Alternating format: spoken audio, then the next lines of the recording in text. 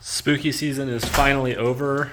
Halloween was just a couple days ago, and we have broken down the haunt display out front. This was our first official year of setting up a display, and this is the byproduct of that display. So I wanted to show you what it looks like. This was I guess it would be a small to medium sized display, and I just wanted to show how much space it's taken up in a standard two-car garage. The majority of it, like this lean-to here, is flat pack, so it doesn't take up much of anything, which is nice. I think that's the way to do it. Make things packed down flat so that you can store them against a wall. But you could see that it is pretty much the entire portion of the two-car garage. Now, this was kind of spread throughout the yard, and it really looks small out in our front yard because our front yard is actually pretty large. It's a corner lot, so the front of our house is actually all grass and sidewalk. There's no driveway, which makes it ideal for a haunt of this nature.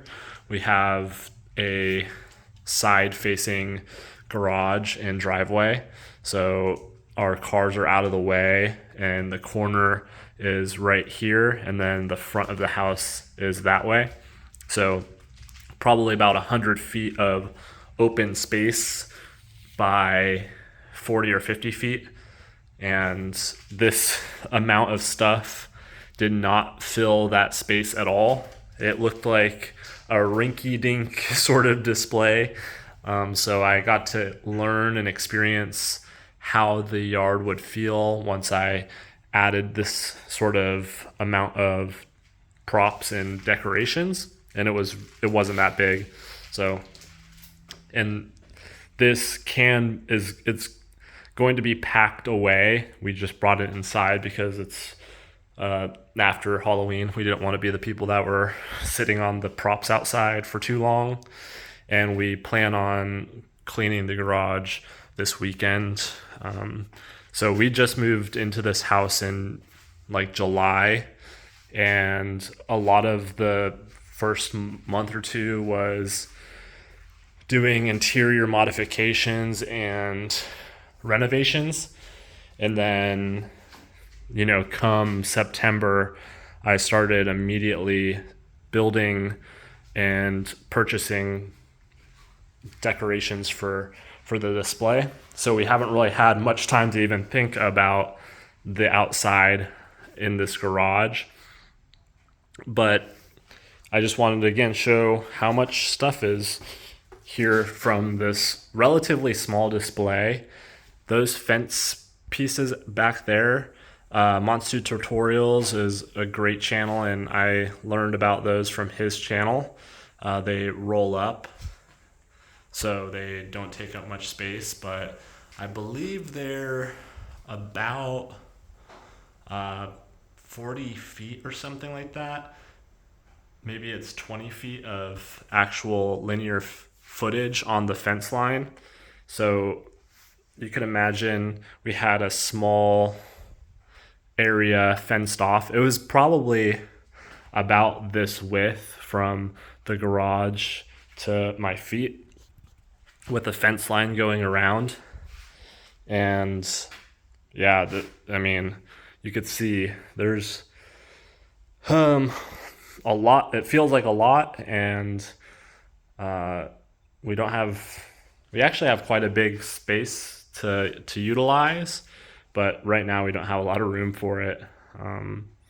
And yeah, so next year is going to be even bigger. So I'm trying to plan ahead and accordingly.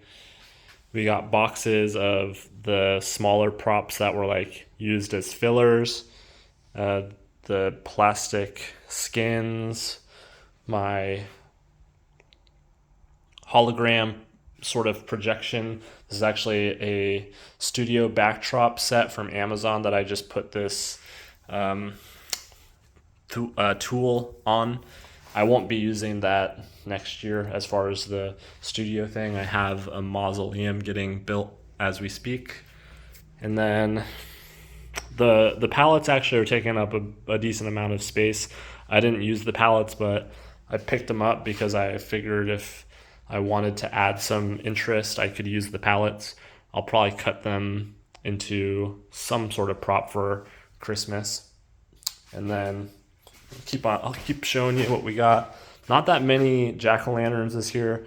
I'll be adding to this some way in some form. Watch out for a featured tutorial video on the project that I have in mind for jack-o'-lanterns next year. We've got some DIY witches, the 7-foot Lowe's witch, and the DIY goat that looks more like just like a large mammal, land mammal. Doesn't quite look like a goat, but it does have a goat mask on there. Let me know if you want to see a DIY about the goat, because I could do that. But yeah, this is quite a bit, and for just the normal person, I could understand why giving up the garage space for this stuff might be a little bit difficult, especially if you have like a large family or whatever.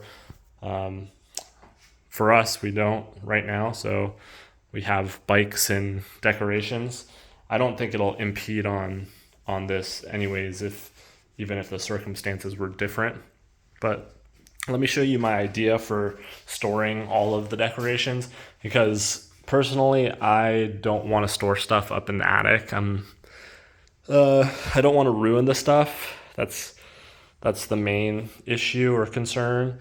I might put some of the non-delicate items up there, maybe like the fencing and things that won't be damaged by heat, but it's really not a great idea to be putting like the animatronics, anything that's like susceptible to heat damage up in the attic for like a year, essentially. It's not a great idea.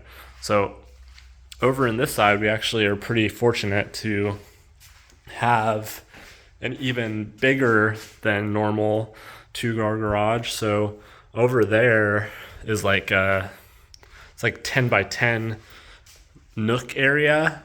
I plan on moving everything out of there and then potentially framing it in, or putting just like some sort of divider panel there just for the sake of it, and using this space and dedicating it solely to Halloween and Christmas stuff, which I think I could fit quite a good amount in here. I know that I have the heater and the electric panel, so I won't be able to like just cram it in here, but I think that's where I'm going to start as far as the storage.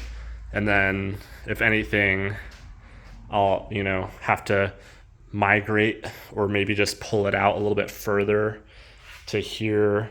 That way there's a lot of workable space in the garage, because right now it's a little bit overwhelming. But again, just wanted to kind of update. This is where I'm going to shoot my featured videos. I've already shot one, so if you want to check that out, it's on the channel. And yeah, so I don't want to have this whole area taken up. I'll be able to lean a lot of the stuff on a wall and pack it down.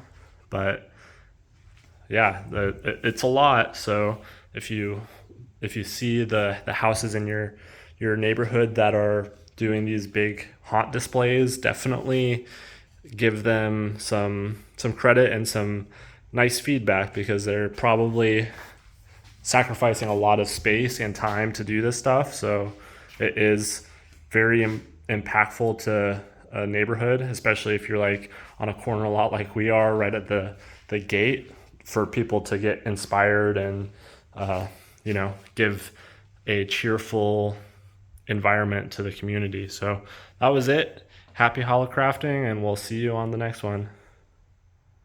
Let me know if you have any questions as well. I'd love to hear about what your garage looks like after Halloween. See you later.